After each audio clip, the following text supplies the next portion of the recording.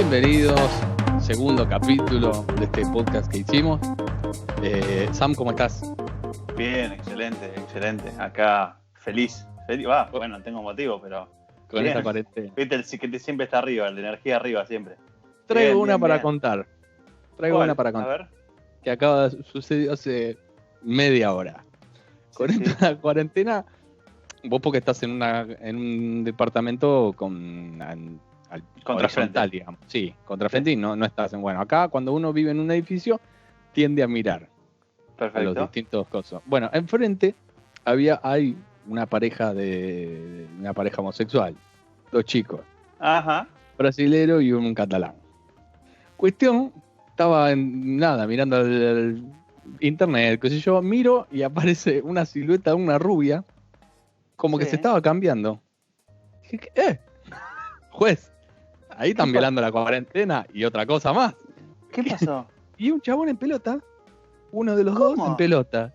Yo digo, acá se armó. Sí, claramente. Le digo a la chica, compañera, chequenme eso. Sí, es una rubia, qué sé yo, la rubia está tremenda, dice. Bueno, esto pasó hace 8 menos cuarto. Bueno, revuelo. Antes de los aplausos. Hay una mina con un chabón, no es bisexual, es trío, qué sé yo, qué sé cuánto. ¿Cuándo empiezan los aplausos? Se abre la cosa y sale a aplaudir. Era la pareja disfrazada de mina. No. Chichi, peluca rubia, encorsetada, todo. No. All de chiches. All de chiches. No. Así que nos quedamos así.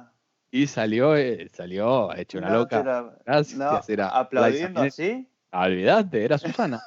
Era, acá estamos. No me esperaba eso, esperaba el quilombo, nadie. esperaba Yo la fiesta, menos. algo. No. Menos. Yo fui el más sorprendido de todos. Mirá vos, estás sacando lo peor de todos esto, ¿eh? Sí. A ver, no pasa nada que se disfrace un ser humano, ¿no? No pasa Hay una nada, tendencia pero... a envidiar de nuestro edificio, porque nuestro edificio, el edificio de enfrente le da todo el sol. Sí. Entonces vemos cómo, por ejemplo, los sábados que no tienen que trabajar ni siquiera online, salen todos a tomar sol y a nosotros nos da, como estamos enfrente, toda la sombra. Sí. Acumulando una envidia. Sí. Hoy había uno que acercó el sofá a la ventana y se tiró a dormir una siesta con el sol pegándole en la cara. No hay más. Así sin más. No hay más que eso. Hoy cotiza fuertísimamente. Escuchá, hablando de... Me sorprendió esto, y yo no te conté una que te la iba a contar. Primer día de cuarentena, Pedro Sánchez dice, a partir de hoy, no sale nadie. Primer día, saco a pasear al perro. 11 de la noche. ¿Qué perro es? Un chihuahua. Perfecto. Saco a pasear al perro y saco a pasear un perro nuevo que adopté también. ¿Viste? Un perro de mierda, perfecto. Bien. Y hago media cuadra y me cruzo una chica preciosa, una criatura divina, unos 18 años. 18 años, le ponemos 18. Preciosura total, un ángel. Campera de cuero, jean, y tenía una pollera de esas de tela arriba del jean. Raro. Y barbijo. Primer día de cuarentena, Primer día. Barbijo. Bueno, voy con los perros, me mira a los perros, dice, ay, qué lindo, qué sé yo. Se agacha y le empieza a acariciar al más chiquito. Oh. Señor, el más chiquito, yo no sabía cómo sacarlo de ahí, era un ángel, pero yo prefiero no contagiarme. Claro. Bueno, hago vuelta a manzana, me la vuelvo a cruzar de frente, viene, se agacha y me dice, qué hermoso el perro, se lo pone a besar, lo lamió, todo, se sacó el barbijo, le estornudó en la cara al perro. Todo. ¿Lo puedo toser? Le digo. Lo tosió. Todo, y me dice, lo que pasa es que me acabo de fugar de un instituto de menores. No, listo, chao, chico. No. Bueno. 11 de la noche, todo oscuro, y la sirena, la policía, venía a 2 cuadras a fondo, dejó al perro como si fuese, no sé, una molotov ahí y salió corriendo, pero el pique que pegó... No, me estás cargando. Te lo juro, yo te dije, después te voy a contar algo. Genial. No, no, no. Esa Me era quedé, la que me habías contado, era claro, no esa. te la quería contar porque la están buscando, mirá si me revisan el WhatsApp y quedan pelota Muy acá. bueno. Pero me quedé como diciendo, no, no, no, esto no puede estar pasando. Y la pendeja desapareció en la night, desapareció. Y Pegó ahora debe estar un internada. pique short y desapareció. Olvídate, se la había tomado toda, toda, toda. Bueno, Pero bueno, escúchame. Ahora vamos a hablar, porque en esto metemos nota, metemos todo, Sam. Con sí, sí. Juan Ignacio Troviani, es médico, trabaja en un hospital en Argentina, porque nada, yo estuve hablando con él y sabe bastante. ¿Cómo estás, Juani? ¿Qué tal? ¿Cómo están, chicos? ¿Todo bien? No sé si bastante, pero bueno, no sé, por ahí les puedo tirar alguna. Bueno, por lo que estuve hablando, bastante. Primero, yo lo sigo en Instagram y publicaste una cosa que a mí me llamó mucho la atención, porque viste que tenés conspiraciones de esto es un virus que fue hecho a propósito por los chinos y qué sé yo, qué sé cuánto, y vos pusiste algo muy interesante. Contá. Sí, bueno, como siempre, teorías conspiranoicas hay por todos lados. La verdad, sí es verdad que ya la ciencia como que se ha expedido al respecto y parecería indicar que es muy poco probable, te diría imposible, que el virus sea secundario a algún tipo de manipulación genética o que sea un arma biológica o que sea algún intento de alguna potencia por desestabilizar a otra.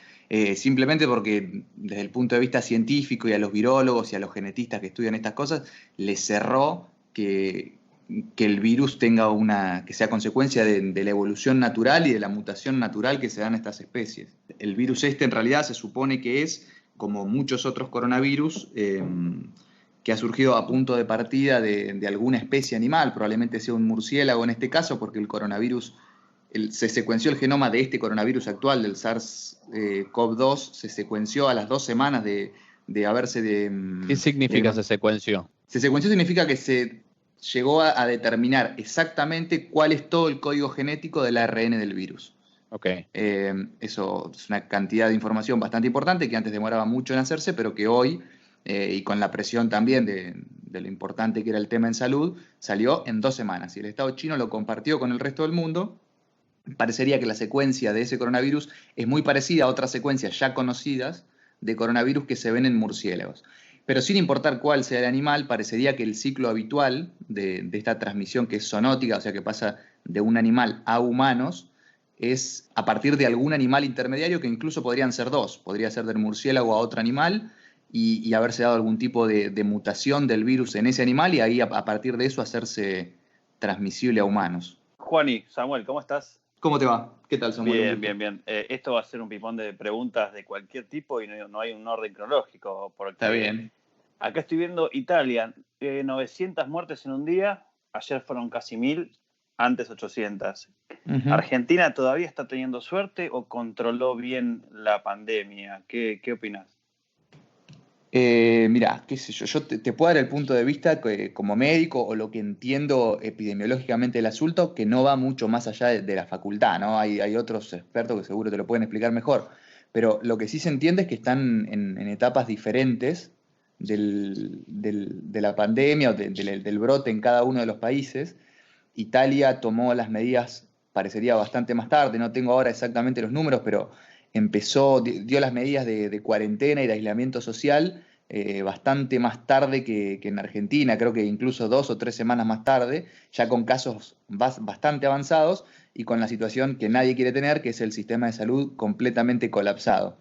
En ese contexto, la letalidad, en realidad el concepto es letalidad, no mortalidad, hay una diferencia semántica, pero bueno, no importa, se pueden usar como sinónimo. La letalidad sube muchísimo porque no hay capacidad del sistema para atender a esos pacientes. En Argentina, por ahora, y en muchos países, sobre todo en Latinoamérica en general, no se ha llegado a esa situación y las muertes que se dan, la mayor parte son adjudicables a la gravedad de la enfermedad o al estadio clínico previo de los pacientes, o sea, pacientes quizá enfermos o añosos, pero no porque el sistema de salud estuviese colapsado. Y para ponerlo en ejemplos claros, porque muchas veces se dice esto y se dice evitemos la curva de contagio para no, o aplanemos la curva de contagio, quiero decir, para no llegar a un colapso del sistema de salud, pero eso se dice, incluso se repite sin saber bien qué significa, o sea, en cualquier terapia eso significa que si hay siempre 30 pacientes de distintas patologías. Bueno, ahora además de esos 30 pacientes, hay 30 pacientes con coronavirus. Entonces,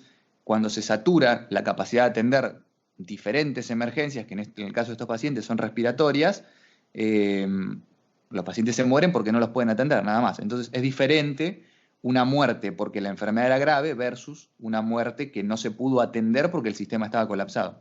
Entonces, lo que vos decís es, vos tenés muertes por la enfermedad, pero también muertes ya llega un punto que se colapsa el sistema sanitario y también se producen muertes por eso, digamos, porque está colapsado el sistema. Claro, exacto. Esa es la situación en la que nadie quiere llegar. La enfermedad... Argentina todavía no está en ese estadio. Parecería que no. Yo no estuve en contacto con todos los pacientes ni estudié la historia clínica de los que se murieron, que hasta ahora son 18, pero no parecería ser porque el sistema estaba colapsado. No, perdón, por ahí mi pregunta no se entendió. Yo lo que te quería preguntar, Juani, es, ¿vos ves que Argentina va a evitar el colapso? Te digo lo que se dice hasta ahora y lo que entiendo y lo que me parece a mí, no se puede decir todavía. Sí, okay, que las medidas para evitarlo son las de aislamiento social más estricto inicialmente y después, bueno, quizás se pueda aflojar en algún punto, pero sí que lo único que hasta ahora ha probado ser efectivo. Por más que sea medieval o muy, muy antiguo el concepto, es el aislamiento social. Sin nosotros no hay virus. No, yo te lo decía más que nada porque vi videos, hoy nos llegaron también a Mareque, a mí, videos de la matanza de Quilmes, de Varela, y parece que salió más gente que cuando no estaba el virus. Sí, lo que se dijo de eso es que era una circunstancia bastante desafortunada y que se juntaron varias fechas de pago de asignaciones familiares, de pensiones, de jubilaciones, de AUH, y entonces, bueno, de alguna manera nadie evitó que toda esa gente se juntara. Juani, una consulta.